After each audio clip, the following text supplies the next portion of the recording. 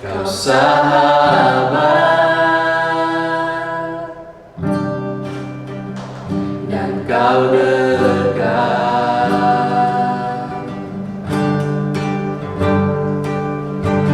bahkan seluruh pengabdianku tak bisa membalas kesetiaanmu, sungguh mulia dan berharga,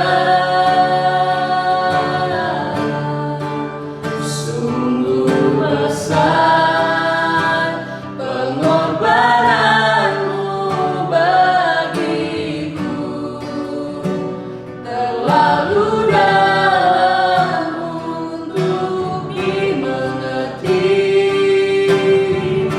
sungguh besar, sungguh indah yang kau pikirkan tentangku, tak terselami bagiku, sungguh indah.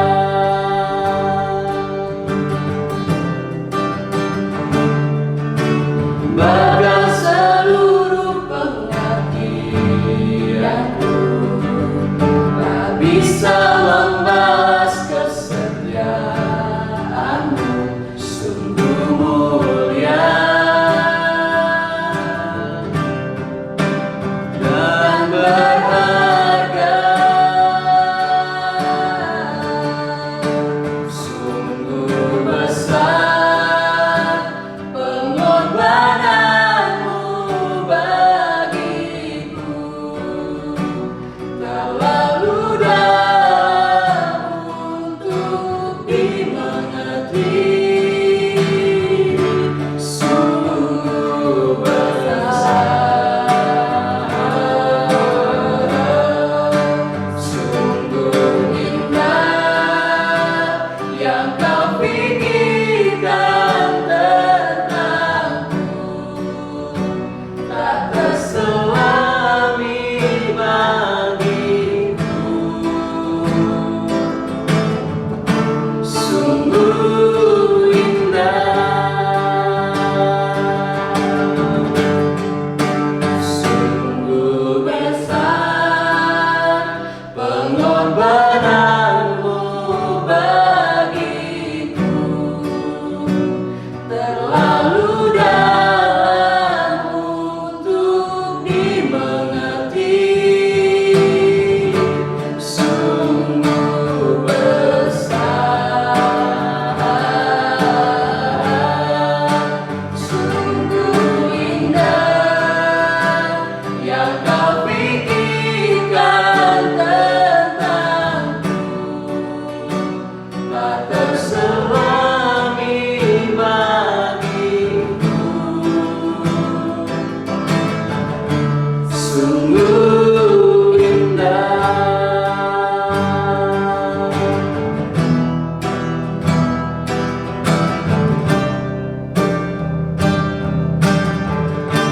sungguh indah.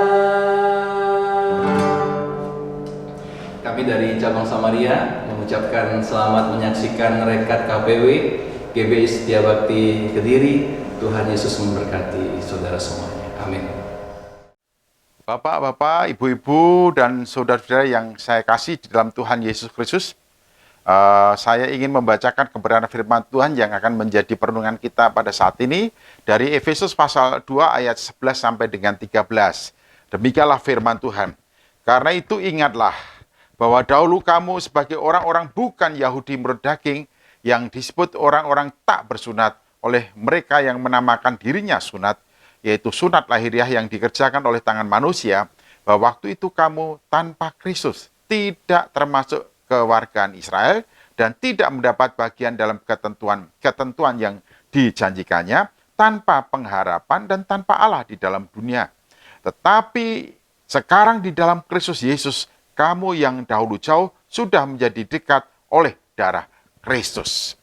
Tanpa Kristus, tanpa pengharapan. Jadi Paulus ingin mengingatkan kembali kepada orang-orang percaya di Efesus dan kepada kita semuanya. Mari kita berdoa. Tuhan Yesus Kristus, biarlah kami mengingat siapakah diri kami ini sesungguhnya tanpa Engkau, supaya kami memahami betapa besar anugerah-Mu atas hidup kami, dan kami menghargai dan memasyurkan Engkau untuk kasih setia-Mu yang begitu luar biasa atas kami. Kami memahami betul nilai dan bagaimana keagungan dari pengorbanan-Mu atas kami. Dalam nama Yesus kami berdoa dan mengucap syukur. Haleluya. Amin. Saya ingin mengatakan kembali bahwa di sini Paulus ingin membuka memori ulang terhadap orang-orang percaya di Efesus.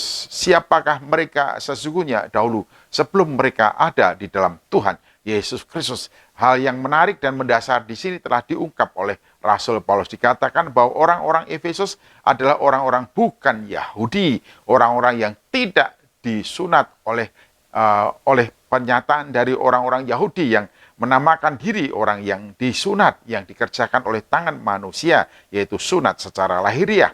Dan dikatakan bahwa waktu itu orang-orang Efesus tanpa Kristus tidak termasuk kewargaan Israel, sehingga mereka tidak mendapatkan warisan dari janji Allah melalui atau kepada Yakub yang diberi nama Israel itu. Mereka tidak berhak atas warisan leluhur Yakub, karena orang-orang Efesus adalah orang-orang yang tidak bersunat, orang-orang bukan Yahudi yang tidak termasuk kewargaan Israel, dan orang yang tidak berpengharapan dan tidak mendapatkan janji yang ditentukan oleh Allah melalui Yakub yang disebutnya sebagai Israel. Dan dikatakan orang-orang Efesus, orang-orang bukan Yahudi, tidak termasuk kewargaan Israel dan tidak mendapat bagian dalam ketentuan-ketentuan yang dijanjikan tanpa pengharapan dan tanpa Allah di dalam dunia. Oh, sungguh-sungguh sangat tragis. Orang-orang di luar Kristus, orang-orang yang bukan Yahudi, orang-orang yang tidak disunat, orang-orang yang tidak termasuk kewargaan Israel, disebutnya sebagai orang-orang yang hidup tanpa pengharapan, yang tidak mungkin mendapatkan ketentuan-ketentuan yang telah dijanjikan oleh Allah melalui Israel atau Yakub, dan hidup tanpa pengharapan, tanpa Allah di dalam dunia. Apa artinya hidup ini tanpa Allah?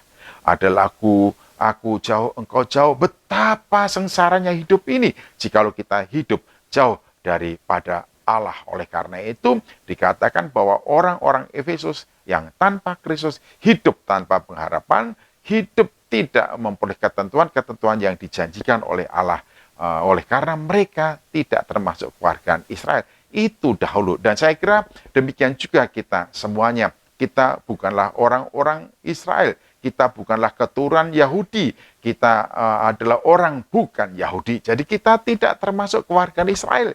Kita tidak mendapatkan ketentuan-ketentuan yang dijanjikan oleh Allah kepada manusia melalui Yakub. Kita juga hidup tanpa pengharapan, hidup tanpa Allah. Sungguh tragis dan mengerikan kehidupan kita jikalau hidup ini tanpa Allah. Sebab pada dasarnya kita semua tahu, jikalau Allah di pihak kita, Allah bersama-sama dengan kita, siapakah lawan kita? Ini artinya apa? Orang yang hidup dekat dengan Allah, hidup dengan Allah, orang yang dijamin segala sesuatu yang menjadi keperluannya, termasuk juga jaminan keamanan, jaminan ketentraman, jaminan ketenangan, dan jaminan segala sesuatu yang dibutuhkan dalam hidupnya. Oleh karena Allah adalah sumber kehidupan bagi setiap manusia. Nah, Paulus ingin membuka memori ini, ingin mengingatkan kepada kita semuanya, supaya kita mengerti betapa besar kasih karunia Allah kepada kita semua. Supaya kita selalu mengingat bahwa oleh karena kasih Allah lah yang kemudian kita dari orang yang tidak disebutnya sebagai kewargaan Israel menjadi warga negara surgawi. Orang yang tidak diakuinya sebagai orang yang mendapatkan ketentuan-ketentuan yang dijanjikan Allah melalui Israel, kita menjadi orang yang hidup dengan pengharapan oleh karena kita ada di dalam Tuhan Yesus Kristus. Bapak, Ibu, dan saudaraku yang saya kasih dalam Tuhan Yesus Kristus, mari kita memperhatikan dengan secermat-cermatnya. Kemudian apa yang dikatakan oleh Paulus? Kalau kita di luar Kristus, tanpa Kristus kita hidup tanpa pengharapan, tanpa Allah. betapa celakanya ini. Tetapi ketika kita telah menerima Yesus Kristus, lalu Paulus membandingkan, kamu dulu hidup tanpa Kristus bagi orang yang tidak punya pengharapan. Hidup tanpa pengharapan, hidup yang tidak ada artinya. Dan dikatakan pengharapan itu sauh yang kuat bagi kehidupan kita. Kalau hidup tanpa pengharapan adalah hidup yang akan loyo, hidup tanpa semangat, hidup tanpa ada motivasi, hidup pesimis, hidup serba suram, dan masa depannya mengkhawatirkan. Tetapi ketika dan sesudah kita menerima Yesus Kristus sebagai Tuhan dan Selamat, dikatakan sesudah itu atau sekarang telah kita ada di dalam Kristus, marilah kita lihat di sini. Kita yang hidup tanpa Allah, yang jauh daripada Allah, tetapi sekarang di dalam Kristus Yesus, kamu yang dahulu jauh sudah menjadi dekat oleh darah Kristus. Apa yang membuat kita menjadi dekat dengan Allah? Apa bahkan yang membuat kita menjadi milik Allah, sehingga kita ini memiliki hubungan yang sangat harmonis dan intim dengan Allah. Bahkan kita disebutnya sebagai anak-anak Allah. Sebagaimana tertulis di dalam Yohanes pasal 1 ayat 12, tetapi barang siapa yang, setiap orang yang menerimanya, diberinya kuasa supaya menjadi anak-anak Allah, yaitu mereka yang percaya di dalam nama Tuhan Yesus Kristus. Puji Tuhan, haleluya. Tanpa Kristus, tanpa pengharapan. Tanpa Kristus, tanpa Allah. Dengan dan di dalam Kristus, kita diberi kuasa menjadi anak-anak Allah. Ini artinya apa? Setiap orang yang ada di dalam Kristus memiliki kedekatan, bahkan keintiman hubungan yang luar biasa dengan Allah, karena kita diberi kuasa menjadi anak-anak Allah. Jadi kita memiliki kedekatan yang tidak bisa dipisahkan oleh kekuatan dan oleh siapapun. Karena kita menjadi anak-anak Allah oleh karena kehendak dan keinginan Allah sendiri. Jadi tidak ada yang dapat mengganggu gugat keberadaan kita di dalam Kristus sebagai anak-anak Allah. Oleh karena itu, Paulus memberikan penjelasan, tetapi di dalam Kristus Yesus, kamu yang dahulu jauh, hidup tanpa pengharapan, hidup tanpa arti, hidup yang melihat masa depan yang suram, tetapi oleh dan di dalam Kristus, kamu sekarang telah menjadi dekat. Bahkan bukan hanya dekat saja, dekat sedekat-dekatnya. Karena kita ini adalah anak-anak Allah, berarti kita ini adalah anggota keluarga Allah. Anggota keluarga Allah. Jadi mempunyai kedekatan hubungan yang sangat luar biasa. Dan kuasa menjadi anak-anak Allah sekaligus menjadi atau mengandung arti kita hidup dalam jaminan Allah. Karena Allah adalah Bapa kita. Di dalam Injil Matius pasal 6, Yesus memberitahukan, Bapa tahu apa yang kamu perlukan.